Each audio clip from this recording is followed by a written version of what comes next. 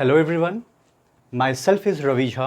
I am a defence council in Allahabad high court और आप सबका स्वागत है आपके खुद के चैनल टारगेट फॉर IQ में। आज जिस टॉपिक के ऊपर मैं आपके साथ चर्चा करने जा रहा हूं, वो टॉपिक गवर्न करता है इंडियन पीनल कोड के अंतर्गत। अगर हम इस सेक्शन के इतिहास को देखें जिसका जिक्र मैंने व्हाइट बोर्ड पर किया है, और वो सेक्शन है आपका 326A और 326B। तो इन दोनों सेक्शन को क्रिमिनल अमेंडमेंट एक्ट सन 2013 के अंतर्गत ऑफेंस अफेक्टिंग दी ह्यूमन बॉडी के अंतर्गत इनको इंसर्ट किया गया था। और इन दोनों सेक्शन की क्या रिलेवेंसी है, क्या इंपॉर्टेंस है और आखिर इनको ऐड करने की ज़रूरत क्यों पड़ी, हम इसके ऊपर भी चर्चा करेंगे। ये दोनों सेक्शंस जस्टिस वर्मा कमीशन के रिकमेंडेशन के आधार पर इनको इंसर्ट किया गया था। और अगर हम इस सेक्शन के आउटलाइन को देखें तो आउटलाइन को देखने से हमें ये पता चलता है कि इस पूरे के पूरे इंटायर सेक्शन के अंतर्गत आपको कुछ चीज़ों के ऊपर विशेष रूप से ध्यान देने की ज़रूरत है। और वो चीज़ें क्या हैं? Grievous hurt. Already grievous hurt क्या है, उसके इंग्रेडिएंट्स क्या हैं और ग्रीवियस हर्ट के परव्यू में कौन कौन सी चीज़ें फॉल होती हैं, उसके ऊपर ऑलरेडी मैंने एक वीडियो कंप्लीट कर लिया है और वो अवेलेबल भी है आपके एप्लीकेशन के ऊपर। दूसरी बात, व्हाट इज एसिड? एसिड क्या है, वो कौन कौन सी चीज़ें हैं जो एसिड के दायरे में आती हैं, हम उसके ऊपर भी चर्चा करेंगे। Apart from that we will discuss the concept of permanent और पार्शियल डैमेज। अगर हम परमानेंट की बात करें तो इसको कहा जाता है संपूर्ण या पूर्ण रूप से क्षति, और अगर हम पार्शियल डैमेज की बात करें तो ये बात करता है आंशिक या लेस क्षति की। दूसरी तरफ any parts of the body of a person, तो जाहिर सी बात है अगर हम यहाँ पर पर्सन का जिक्र कर रहे हैं तो उसके अंदर मेल, फीमेल और ट्रांसजेंडर को इंक्लूड किया जाएगा, ना कि एनिमल्स को। क्यों? क्योंकि उनके लिए एक अलग एक्ट है और उनके लिए एक सेपरेट प्रोविजन का जिक्र किया गया है। तो ऐसा हो सकता है कि वो मानव के शरीर का कोई अंग भी हो सकता है या वो मानव के शरीर के एक से ज़्यादा अंग भी हो सकते हैं। इसके अलावा यहाँ पे जो 3 शब्द लिखे गए हैं, पहला है थ्रो यानी कि फेंकना, दूसरा है एडमिनिस्टर और तीसरा है बाय एनी अदर मीन्स, यानी कि जब कभी भी अगर हम एसिड का यूज़ करते हैं किसी दूसरे व्यक्ति को नुकसान पहुंचाने के लिए, तो जाहिर सी बात है या तो उसके ऊपर हम एसिड को फेंकेंगे या तो हम उसको पिलाने की कोशिश करेंगे वाया प्रोसेस ऑफ एडमिनिस्ट्रिंग, या हम किसी और माध्यम का यूज़ करेंगे जिसके माध्यम से एसिड उसके शरीर तक पहुंचे। इसके अलावा इंटेंशन और नॉलेज का होना बहुत ही ज़्यादा ज़रूरी है। ये बात अलग है कि बेयर एक्ट के इंटरप्रिटेशन में आपको इंटेंशन और नॉलेज के बीच में एक शब्द देखने को मिलेगा जिसको हम बोलते हैं और या अथवा। तो ऐसा कहा जा सकता है या तो आपका इरादा ऐसा हो, या ये भी कहा जा सकता है या तो आपको इस बात का भली भांति ज्ञान हो। अपार्ट फ्रॉम दैट नेचर इस पूरे के पूरे अटैक का इररिवर्सिबल होना चाहिए, यानी कि अपरिवर्तनीय थ्रू नेचुरल प्रोसेस। अगर प्लास्टिक सर्जरी हो गई, ऑपरेशन हो गया, उसके बाद आपने अपनी प्रीवियस पोजीशन को रिस्टोर कर लिया, तो जाहिर सी बात है कि वो इसके परव्यू में आएगा। लेकिन अगर आपके शरीर को, आपके शरीर के अंग को या बॉडी के किसी भी पार्ट को एसिड की तरह या एसिड के माध्यम से डैमेज किया गया, जो बाय हुक और बाय क्रुक की अगर हम बात को हटा दें, तो सामान्य रूप से वो अपनी पुरानी स्थिति को वापस प्राप्त नहीं कर सकता है। So that entire process is called the term of irreversible nature, यानी कि अपरिवर्तनीय अवस्था, यानी कि वो अवस्था जो अब परिवर्तित हो चुकी है और अब हम उसको दोबारा से पूर्वा स्थिति में नहीं ला सकते हैं। इसके अलावा कुछ शब्द आपको देखने को मिलेंगे जैसा कि डिफॉर्मिटी। अगर हम डिफॉर्मिटी की बात करें तो इसका मतलब होता है विकृत कर देना या कुरूप बना देना, या उसके एक्सप्रेशंस या उसके जो भी स्ट्रक्चर थे उसके अंदर माइनर या मेजर चेंजेस लाने की कोशिश करना। अगर हम मेम्स की बात करें तो मेम्स का मतलब होता है पंगु बना देना, अपाहिज बना देना, यानी कि एक प्रकार का वो एक्ट जिसकी बदौलत आपके शरीर का जो अंग है अब वो काम करने की पोजीशन पे नहीं रहा। अगर हम डिसफिगर की बात करें तो डिसफिगर का मतलब होता है कि पूरे के पूरे सौंदर्य को नष्ट कर देना। सौंदर्य को नष्ट करने का मतलब ये नहीं कि आप कोई मेकअप करके आए थे, फेयर लवली या वीको टर्मरिक क्रीम आपने लगाई थी और उसने आपके ऊपर एसिड फेंका और आपका मेकअप हट गया या मेकअप आपका बह गया। सौंदर्य या डिसफिगर का मतलब ये है कि बाय बर्थ आपकी जो सुंदरता थी, एक नेचुरल सुंदरता जिसको कि आप अपने जन्म के साथ ही कैरी करते हुए अभी तक लेकर आ रहे थे, वो सुंदरता अब नष्ट हो गई है। अब उसके अंदर बहुत सारे चेंजेस आ गए हैं। और चेंजेस क्यों आए? सिर्फ और सिर्फ एसिड अटैक की बदौलत। और इसके अलावा होता है डिसेबल। डिसेबल का मतलब होता है अक्षम कर देना, या आपके शरीर के उस अंग की जो कार्य करने की जो शक्ति थी, उस शक्ति को हमेशा हमेशा के लिए खत्म कर देना या नष्ट कर देना। और शायद यही वजह है कि एसिड अटैक के बारे में एक जो जनरल फिनोमिना है, और वो ये है कि एसिड अटैक एक पार्ट है ग्रीवियस हर्ट का। यानी कि हर वो चीज़, हर वो अटैक जिसमें कि एसिड का यूज़ किया जाता है, हम ये मान सकते हैं कि वो ग्रीवियस हर्ट है। और ग्रीवियस हर्ट के अंदर उसकी जो परिभाषा है उसको हमने एक अलग नाम दे दिया, एसिड अटैक का। अगर आप ग्रीवियस हर्ट की डेफिनेशन क्लॉज को देखिए तो क्लॉज 6 के अंदर आपको एक चीज देखने को मिलेगी, और वो चीज क्या है? परमानेंट डिसफिगरेशन ऑफ द हेड और द फेस। यानी कि आपके द्वारा किया गया कोई ऐसा एक्ट हुआ जिसकी वजह से उस व्यक्ति का पूरा जो फेस था या पूरा का पूरा उसका जो हेड था वो क्या हो गया? एक डिसफिगर हो गया। यानी कि वो उसकी जो सुंदरता थी वो क्या हो गई? पूर्ण रूप से नष्ट हो गई। और इसका मतलब ये है कि अब वो सुंदरता आपकी वापस नहीं आ सकती है। हाँ, अगर आप प्लास्टिक सर्जरी करवाएं या बहुत ज़्यादा आपके पास पैसा हो या टेक्नोलॉजी हो तो वो एक अलग बात है, लेकिन जो चीज़ें नेचुरल होती है उसका एक सेंस अलग ही में जाता है। अब सबसे पहले अगर हमें 326A और 326B को समझना है तो सबसे पहले हमें यह समझना होगा कि what is the exact meaning of the acid. Acid का मतलब क्या होता है और एसिड के अंदर कौन कौन सी चीजें आती हैं।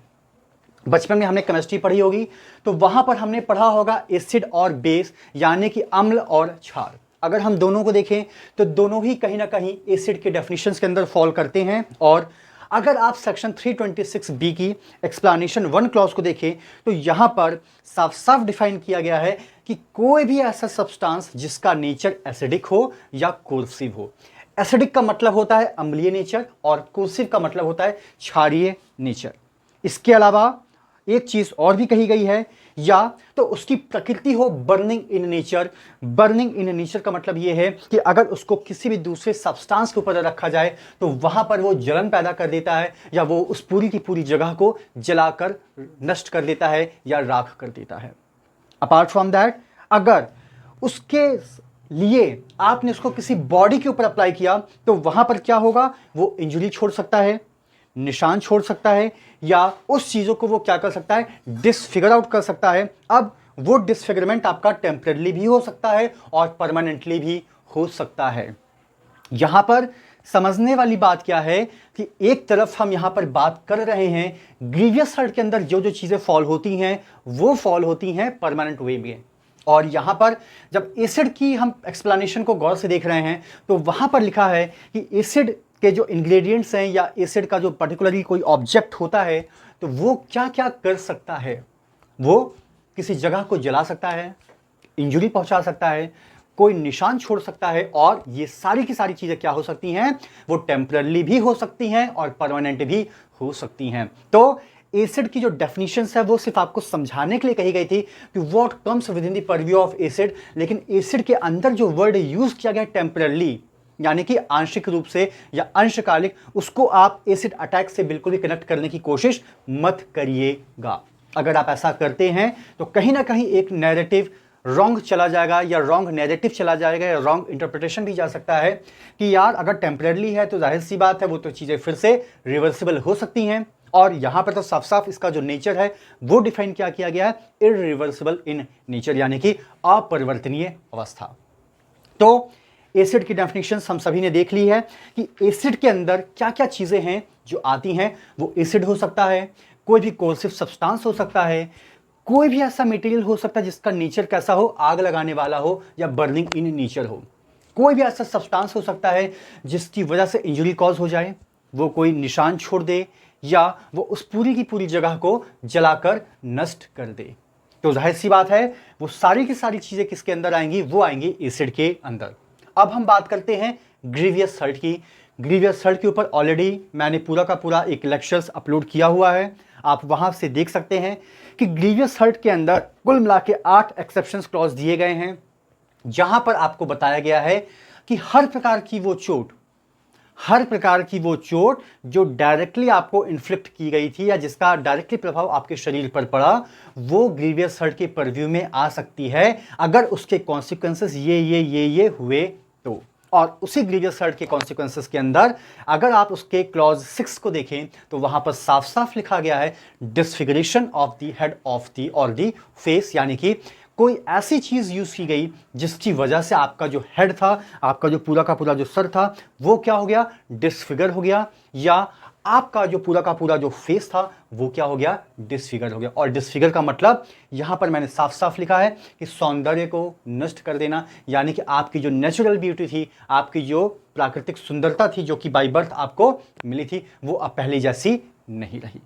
अब अगर हम सेक्शन 326 के प्रॉपर इंटरप्रिटेशन पे आए तो वो साफ साफ ये कहता है कि अगर कोई भी व्यक्ति हुएवर का मतलब ही होता है आइदर मेल, फीमेल और ट्रांसजेंडर, यानी कि अगर हम हुएवर का एग्जैक्ट इंटरप्रिटेशन देखें तो इसके अंदर जो कोई भी है, तो जो कोई भी का मतलब हो क्या होगा कि जनरली वो एक पर्सन इंक्लूड हो सकता है, और पर्सन के अंदर 3 ही चीजें हैं, मेल, फीमेल और ट्रांसजेंडर। तो अगर कोई भी व्यक्ति किसी भी दूसरे व्यक्ति के ऊपर इस प्रकार का कोई भी हमला करता है जिसकी वजह से उसको एक प्रकार का डैमेज होता है, वो डैमेज परमानेंट भी हो सकता है, वो डैमेज पार्शियल भी हो सकता है, यानी कि ऐसा हो सकता है कि आपने पूरा का पूरा एसिड उसके पूरे के पूरे शरीर के ऊपर डाल दिया हो, या ऐसा हो सकता है कि एसिड के जो अंश हैं वो उसके शरीर के कुछ हिस्सों पर ही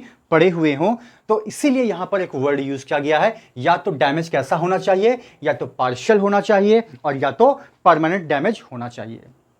तो चीजें समझिएगा कि एक व्यक्ति है जिस व्यक्ति को हम अटैकर बोल सकते हैं, साइलेंट बोल सकते हैं, अक्यूज्ड बोल सकते हैं, उसने क्या किया, उसने एक दूसरे व्यक्ति के ऊपर with the help of acid एक ऐसा अटैक किया जिसकी वजह से हुआ क्या, वो व्यक्ति का जो शरीर का कोई अंग है या उस व्यक्ति के शरीर के बहुत सारे अंग हैं, उसके अंदर क्या आ गया, एक प्रकार का डैमेज आ गया। वो डैमेज परमानेंट भी हो सकता है और पार्शियल भी हो सकता है। वो डैमेज इस रूप में भी हो सकता है कि हमने उसको पूरा का पूरा क्या कर दिया, विकृत कर दिया, यानी कि हमने उसको क्या कर दिया, डिफॉर्म कर दिया। उस डैमेज की वजह से उसका पूरा का पूरा शरीर जल भी सकता है, उस डैमेज की वजह से उसका पूरा का पूरा शरीर विकलांग भी बन सकता है, या उसके शरीर का कोई हिस्सा, या उसको हमने डिसफिगर आउट कर दिया, यानी कि उसके सौंदर्य का हमने पूरा सत्यानाश कर दिया। अब एक वर्ड और आता है डिसेबल।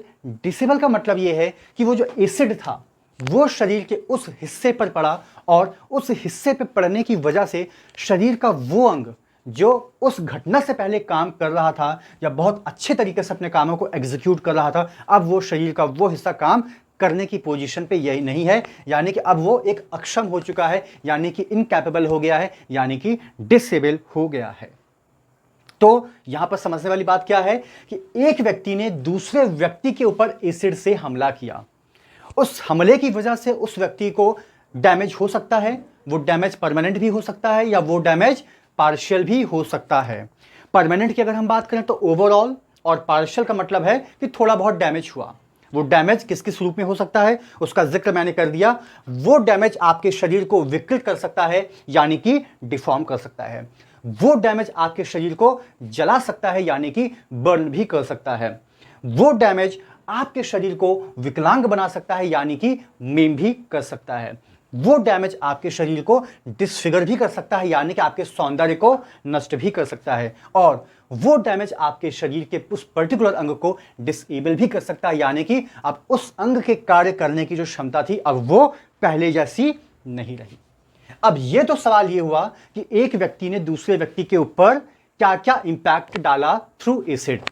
अब यहां पर सवाल यह आता है कि जिस एसिड का उसने यूज किया वो कौन से माध्यम थे, वो कौन सा तरीका था, या वो कौन सा मीन्स था।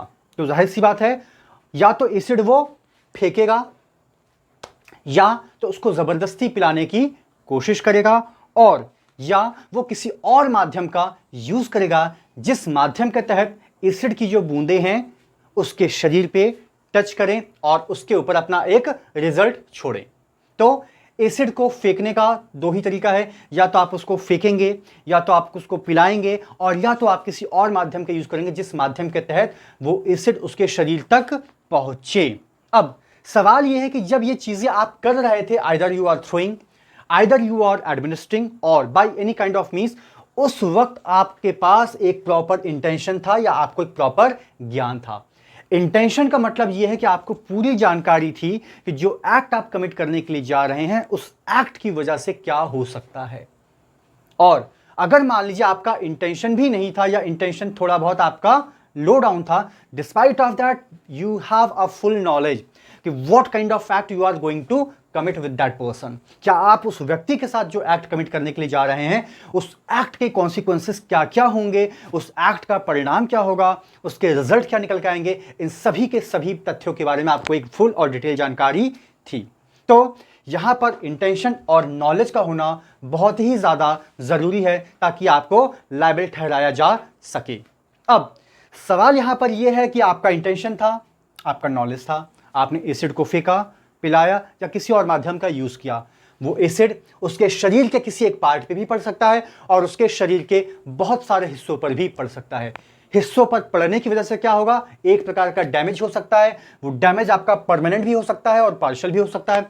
पार्शियल और परमानेंट के क्या क्या कॉन्सिक्वेंसेस होंगे, ये सारे के सारे कॉन्सिक्वेंसेस यहां पर मैंने लिख रखे हैं, जिसको कि आप आसानी से देख सकते हैं, या ऑलरेडी इसको मैंने अपने थोड़े समय पहले रिपीट किया हुआ है।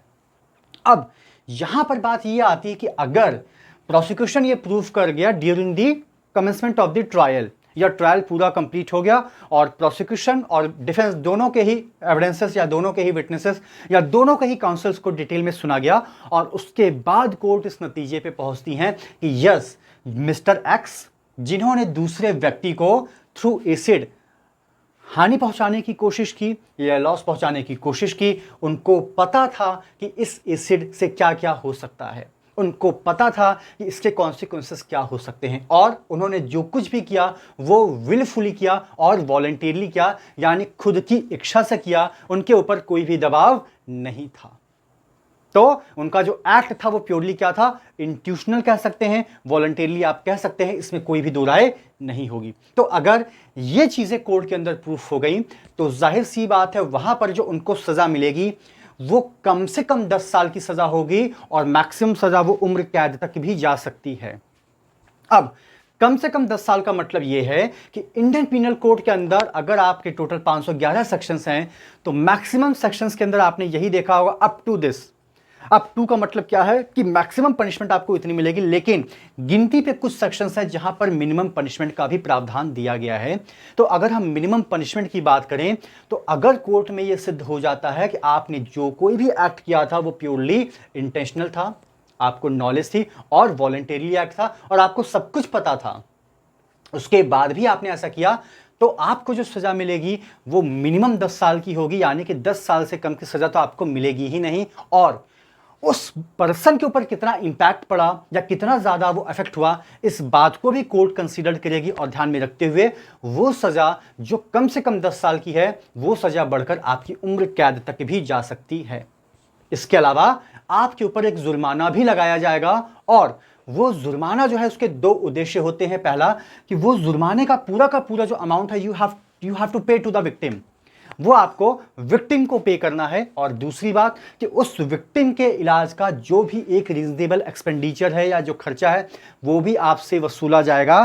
That means you have to pay all the reasonable expenses which is related to the medical treatment of that kind of victim।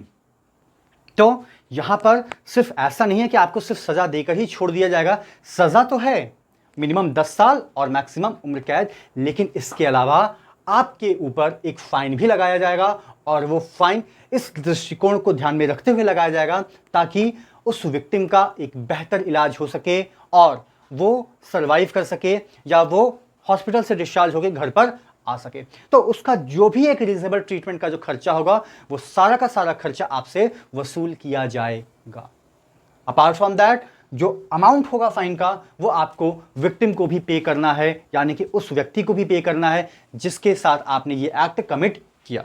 अब अगर हम 326B को देखें, so there is a thin line difference between the concept of 326A and 326B। जहां एक तरफ 326A में जो एसिड आपने फेंका, उस एसिड का रिजल्ट क्या हुआ कि वो व्यक्ति पार्शियल या परमानेंट डैमेज हो गया। वहीं दूसरी तरफ 326B भी इन्हीं सारी बातों पे डील करता है या गवर्न करता है, बस एक चीज को छोड़कर 326B जो है वो बात करता है सिर्फ और सिर्फ अटेम्प्ट को लेकर। ऐसा हो सकता है कि एक व्यक्ति ने दूसरे व्यक्ति के ऊपर एसिड फेंका हो इस इरादे से कि आज इसका चेहरा मैं बिगाड़ दूंगा, इस इरादे से कि आज इसको मैं विकृत कर दूंगा, इस इरादे से कि आज इसकी सुंदरता का मैं सर्वनाश कर दूंगा, और इस इरादे से कि आज मैं इसको विकलांग बना दूंगा। लेकिन ऐसा हो सकता है कि उस व्यक्ति की किस्मत बहुत ज्यादा अच्छी रही हो और जैसे एसिड गिरा उसके ठीक 2 सेकंड पहले उसने उस जगह को ही छोड़ दिया हो। या ऐसा हो सकता है कि एसिड लेके मैं मार्केट में गया कि आज तो मुझे यार इसको करना ही करना है, लेकिन इससे पहले कि मैं उस तक पहुंच पाता वो एसिड क्या हो गया, डिस्ट्रॉय हो गया, या वो कहीं टूट के गिर गया। अब यहां पर कोर्ट ये देखेगी कि इवन दो कि उस व्यक्ति को कोई भी हार्म नहीं पहुंचा, उसके साथ कोई भी गलत काम नहीं हुआ, लेकिन आपका इंटेंशन तो था, आपका नॉलेज तो था और आपने एक प्रॉपर प्रिपरेशन भी कर ली थी, लेकिन अटेम्प्ट जो था वो आपका सक्सेसफुल एग्जीक्यूट नहीं हो पाया। क्यों? क्योंकि अगर आपका वो अटेम्प्ट सक्सेसफुल एग्जीक्यूट हो पाता तो आप 326B में नहीं बल्कि 326A में आप फॉल करते। तो 326B जो है इंडियन पिनल कोड का, ये बात करता है सिर्फ और सिर्फ आपके एक अनसक्सेसफुल अटेम्प्ट की जो बस रहते रहते रह गया। यानी कि अगर वो एसिड उसको डैमेज कर देता तो जाहिर सी बात है आप 326B में नहीं 326A में आ जाते, लेकिन यहां पर आपने हर एक चीज की, एसिड लिया, उसको रखा, उसको कैरी किया, इंटेंशन थी, नॉलेज थी और आपने प्रयास किया, लेकिन वो जो आपका प्रयास था वो अनसक्सेसफुल हुआ, वो एसिड उसके शरीर को टच कर ही नहीं पाया। तो क्या यहां पर हम ये मान के चलें कि उस व्यक्ति को सजा बिल्कुल भी नहीं होगी? नहीं, उस व्यक्ति को सजा होगी, और सजा का जो यहां पे प्रावधान है वो है द पीरियड ऑफ सजा shall not be less than 5 years but which में एक्सटेंड टू 7 years। यानी कि यहां पर जो उस व्यक्ति को सजा होगी जिस व्यक्ति ने एसिड फेंका इस इरादे से कि आज तो इसको मैं डिफॉर्म कर दूंगा, मेम्स कर दूंगा, डिसफिगर कर दूंगा या डिसेबल कर दूंगा, लेकिन उसका वो जो एक्ट था वो एक्चुअल में कमिट नहीं हो पाया। किस वजह से नहीं हो पाया वो एक अलग फैक्टर है, उस पर हमें फिलहाल डिस्कस करने की जरूरत नहीं है। लेकिन अगर मान लीजिए ऐसा होता तो, या एग्जीक्यूट हो चुका होता तो, और अगर उस व्यक्ति तक एसिड पहुंच जाता तब क्या होता उस व्यक्ति का? तो इन सारी चीजों को ध्यान में रखते हुए 326B के अंदर जो प्रोविजन जो पनिशमेंट की रिगार्डिंग है वो है कि मिनिमम जो सजा होगी आपकी वो क्या होगी, 5 साल। यानी कि आपने सिर्फ प्रयास किया उस पर ही आपको सजा मुकर्रर की गई है कि मिनिमम सजा आपको 5 साल तो जेल में बिताने ही होंगे। अपार्ट फ्रॉम दैट वो सजा बढ़कर 7 साल तक जा सकती है। तो आप ऐसा कह सकते हैं कि रेयरेस्ट ऑफ रेयर केस को भी अगर हम गौर से देखें कि आपने पूरा गैलन आपने उड़ेल दिया और फिर भी वो व्यक्ति बच गया, तो फिर भी मैक्सिमम पीरियड ऑफ 7 years तक ही आप जेल में रहेंगे। यानी कि after the completion of your 7 years imprisonment period you have to be released from the judicial custody, आपको जेल से छोड़ दिया जाएगा। लेकिन मिनिमम जो सजा है वो क्या है, 5 साल है, और मैक्सिमम सजा क्या है, 7 साल है। अपार्ट फ्रॉम दैट यहां पर भी एक प्रोविजन मेंशन किया गया है फाइन का, यानी कि जुर्माने का, कि सिर्फ आपको सजा ही नहीं भुगतनी है, आपको एक फाइन भी आपको पे करना होगा, और उस फाइन का जो अमाउंट होगा वो अमाउंट कौन डिसाइड करेगा, वो अमाउंट डिसाइड किया जाएगा थ्रू द जुडिशियल ऑफिसर। अब यहां पर समझने वाली बात क्या है कि एसिड अटैक क्या है, आई have discuss with you. Acid क्या होता है आपके साथ मैंने डिस्कस कर लिया। अगर आप एसिड के डेफिनेशन क्लॉज को देखेंगे तो वहां पर साफ साफ लिखा गया है कि वो टेम्पररी भी डैमेज कर सकता है, वो पार्शियल भी डैमेज कर सकता है, लेकिन अगर हम उसी एसिड का यूज इन चीजों के अंदर करते हैं और अगर वहां पर जो डैमेज हुआ वो परमानेंट हो गया या पार्शियल हो गया और किस टाइप का हुआ, इररिवर्सिबल इन नेचर का, तो वहां पर एसिड के टेम्पररी वर्ड को आप फिलहाल भूल जाइएगा। यहां पर 326A जहां एक तरफ बात करता है कि आपने जो एक्ट किया उस एक्ट की वजह से उस व्यक्ति को ये नुकसान हुआ, तो you have to be liable for the punishment as well as the fine. Punishment minimum कितनी होगी, मैक्सिमम कितनी होगी, I have discuss with you. लेकिन वही 326B जो है वो जो आपको बताता है वो सिर्फ ये कहता है कि भले ही उस व्यक्ति को एक बूंद एसिड भी ना छुई हो, लेकिन आपने प्रयास तो किया था, तो आपको सिर्फ प्रयास करने के लिए या अटेम्प्ट करने के लिए आपको सजा दी जाएगी। और वो सजा कितनी होगी, मिनिमम 5 साल की और मैक्सिमम 7 साल की। अपार्ट फ्रॉम दैट आपके ऊपर एक पेनल्टी भी इंपोज की जाएगी, जिसको कि जनरली हम वर्ड यूज देते हैं या नाम देते हैं फाइन के रूप में। और वो फाइन क्या होगा, ये case to case, circumstances to circumstances judicial officer determine करते हैं, जिनके सामने ये केस जाता है। तो thank you so much to all of you, and if you really like this concept, so please do comments your opinion and also do share with your friends. Thank you so much to all of you.